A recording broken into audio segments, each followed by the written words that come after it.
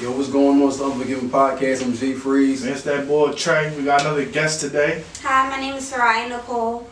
You already know, man. We got a lot to talk about, man. So let's start off. Introduce yourself. Like, tell them about tell them how the views, how you got your name. So I got my name from my mother and father. My real name is Seraiah Nicole Frazier. So my name means the Lord prevails, victory of the people. So my first name means the Lord prevails, and Nicole means victory of the people. So I just really like the meaning of the Lord prevails, victory of the people. And prevail means win. So the Lord wins, victory of the people. And I feel like we're going through some things, and I feel like with music I feel like that's what God called me to do, is to help let people know that through my music. Well, what made you drop the Frazier, like for the stage name? Honestly, it's no shade to mommy and daddy, to my parents or anything. I love you guys, but it wasn't hitting. It wasn't hitting. You know, honestly, my friend George was like, no, like you should just do Seraiah Nicole, because I was like, no, like I actually didn't like it at first. I was like, no, I was like, that's so corny. People always do their first name and middle name. I didn't understand the importance of it though until after the fact. But then I just wanted to do Seraiah, have a one name stage name. But then the girl from Empire pretty much has the same name as me. It's just spelled like Seraiah. one letter different. Yeah. So I was just like, dang. All right. So I was like, all right, well. But then I learned to find out that my name meant a lot. So I meant that the Nicole part meant victory of the people. So how did you get into music, and who are your top influences? My mom and dad, honestly. My mom she sings, so she always sung around the house. So I started singing around the house. My dad, he write poetry. My mom wrote poetry, and they act as well. So I just basically followed in their footsteps. Then my brother, he rapped. So I started, just everything that he was listening to, I was listening to. Everything that he was doing, I seen. So I just pretty much like, I saw all of it, and I just like, all right, well, if he can do it, I can do it too. Who do most people compare you to? Oh wait, I ain't even named my top influences yet. Good. How did you get into music? Well, you say you just basically, like your top influences though. My top influences, I would say, is not to be cheesy again, but my mom and my dad, my brother, my sister, family-wise, and my other brother / cousin. His name's Sean. He's a singer. Shout out to him. Then music-wise, top influence music-wise, I would have to say, for right now, John Legend, India Irene, Jonathan McReynolds, he's like a dope gospel artist. Erykah Badu, Lauryn Hill, R.A. Lennox, Whitney Houston overall, Beyonce, Destiny's Child. It's a lot. It's just a lot, but I can't say just three because that's hard. But those are like some that I could just name out. Well, who do most people compare you to?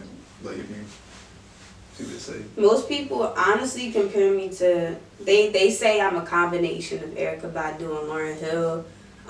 That's what they'll say. It's like a good fusion between them. I think that's a great compliment because I love both of them. They have really good albums. And then who else? I got in a comparison to like Jill Scott because she do poetry and she acts as well too. Those are the main ones I can think of. Okay. Yeah. Yeah. Hold on. My question. Somebody tried to compare me to SZA. I'm like, I don't even sound like SZA. Yeah, I can see that. I mean, no, I love SZA. She's one of my main influences, but I don't sound. Well, I don't sound like her. Well, if you could collab with anyone dead or alive, who would it be and why? It has to be an artist. Right? I mean, music. Okay, so right, what it was. Alright, if I could collaborate with anybody dead or alive, that's hard. Yeah.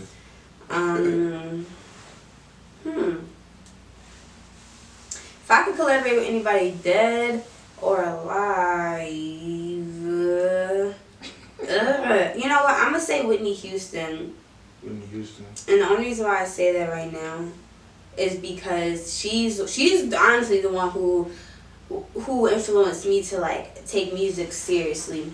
Yeah. Cause I was always writing songs, but then I saw The Bodyguard at home by myself. Cause I used to always just be home watching movies all by myself, and I was like in awe. I was amazed, and I was like, whoa. And I was scared at the same time because she had stalkers, and when I was like, this is ridiculous. But at the end of the day, her voice was just so strong and powerful, and like everybody, like I don't know, her voice is just undeniably beautiful, and I feel like I could learn a lot from her through the process. Just like how I was about to say Moesha, just like how Brandy got to have Whitney Houston, you know, as a mentor. I think that was pretty dope. So what are your goals in the music business, and where do you see yourself in 5 years? My goals in the music business, honestly, is to, not to be cheesy, but just to really make my message plain and just keep inspiring people with the music. I don't have to get paid for an opportunity just to come out, because I need people to hear what's going on. I need people to know that, hey, you're popping, because little kids, like from working with little kids, I've saw that if I sing in front of them and I show that I'm confident, they're gonna be like, oh shoot, let me try that, and then they'll have confidence because they saw somebody do it who's almost their age, or who doesn't look too far from them. So I noticed that I just want to definitely be a big baller, shot caller, not just money wise, but like make moves in this industry, but not even just music. Honestly, like cause I act. Singing is just one part of it. Production, I'm going to dive deeper into production. I've been producing on my album as well with many other producers. Like I have a nice little production team for the album, which is pretty cool. And what else? My plan for the next 5 years is to not only drop this album, but to drop a few more, to actually start a short series, because like I said, I act, and I feel like that'll be a good way to showcase, like it'll be like a musical series, so the music in the show would include my music, and that'll be a part of the topics from the album. I get you.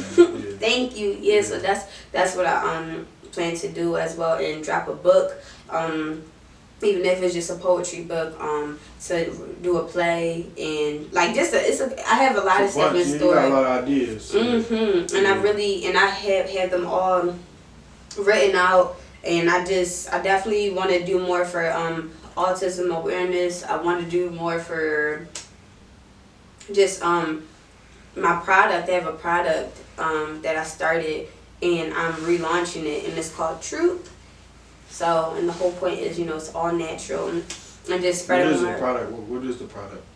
So the first product of the brand is called Truth Multi-Purpose Moisturizer, and it's an all-purpose moisturizer. So you can use it on your skin, you can use it on your hair as a leave-in conditioner, you can oil your scalp with it, you can use it on your body. So it's just all-purpose, and it's all natural, and yeah, people loved it and people want it. It's like they're like, yeah, like when I'm gonna have that again. It come in different smells and stuff like that. Yeah, definitely. And none of the fragrance is not real.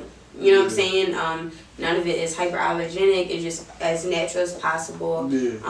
All plant based. So that's something that I really am going for now. I started becoming vegan, so I definitely want to spread more about health, and wellness with my music, and just empowering people. So I just got a lot in store. So in 5 years, I'm just going to be doing some big things, but also, you know, I feel like right now I'm doing some big things as well. So I'm just excited. All right, what you think about the current status of R&B, and what could you add to it? Or just music, period, because I know you're not confined to just R&B, but what you, R&B's kind of dead right now, so what do you think about the current state of it? I mean, I won't say I'll say mainstream R&B is, it it's just, it's interesting. Mm-hmm. It's interesting. I feel like there's still R&B. It's just there's still heavy R&B. It's just not It's not promoted. it's not promoted as much. Like you have Lettucey. Like Lettucey is somebody who makes great R&B albums, and she's I believe a Grammy Award winner. She's all of that. Solange, she had dropped her album a minute ago. She's R&B. That was a great R&B album. There are people dropping R&B albums who are in the mainstream, but at the same time, what's being pushed on the radio isn't them. So I feel like true R&B is dope. But now we have alternative R&B, which I think it is dope too. At the same time, I think that stuff is pretty cool. I just feel like rhythm and blues can be more than just my girls and then like you can let's go into the details now. Like let's talk about. Let's just keep it interesting. Yeah, they like confined to like one topic, really. And the singers are sounding like rappers now. Yeah. Exactly. I feel like Drake started a new. I feel like Drake changed the game when he came out because now you got a whole bunch of people who are like the new Drake babies. You know what I'm saying? Just like how people got now every rapper girl wanna be is a doll. Like they Nicki Minaj babies. You know what I'm saying? So it's just. Well, just to go tell the viewers like describe your sound. Like tell them what they would expect. Like what. I know you're not limited to one genre, so describe your sound. Like. All right. Well, my sound definitely is soul music. Combined with some gospel. I'll be honest with you. Combined with some gospel, combined with some funk, combined with some R&B, and jazz. So that's pretty much and hip hop, and hip hop. So I'm saying to myself. I'm looking at the microphone. I'm saying to myself, but yeah, like it's definitely a fusion of multiple genres, and I'm really excited because on the album, like my team of people that I'm working with, Chuck Acid, D-Say, they were just like, they was like, this album sounds like so different, and like in the sense of like they were saying like it's my own.